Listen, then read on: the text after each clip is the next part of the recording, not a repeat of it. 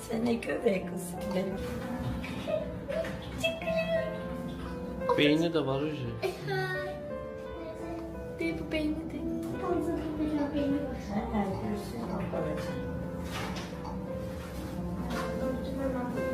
Hoş bulduk. Niye? Heyecanla. Ha, niye heyecanlı? Ora. Heyecan. İyice tutuyor. Rahat ol.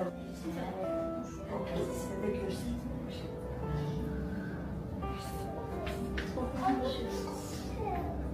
Senin 9'a bir anlayacağız. Üçüncü, dördüncü, helal. Gözlerinde yırtıyı. Heyecan.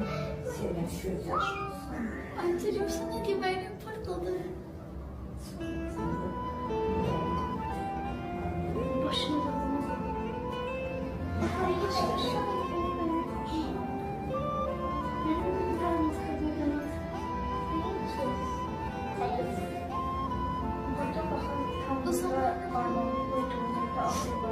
Burada. Sen orada atlanıp tutup. Tons olur, gergin olur, ona göre lanet olmuş. Önemi yoktu tonsun, virüs olan. Sen o derman içmelisin. Sen ne köpek kızsın benim.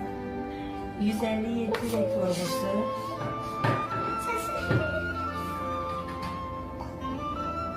Orada o ses gelirdi. Eskiden olmuyor. 5. aydan sonra o şey var ya kulak. Taklar onları da eşitmiyor. Kategori. 108. Burada yaşar böyle. Nerede var şu an? Eller köye kaldırdı.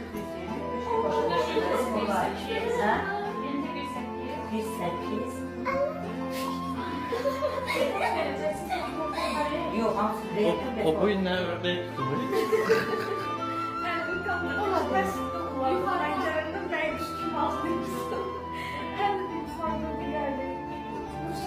Yok göbeği fakat alamıyorum.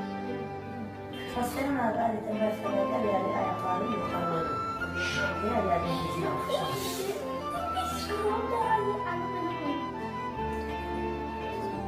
İki ayakları. Göz başladı bir de elini üstüne tutuyor.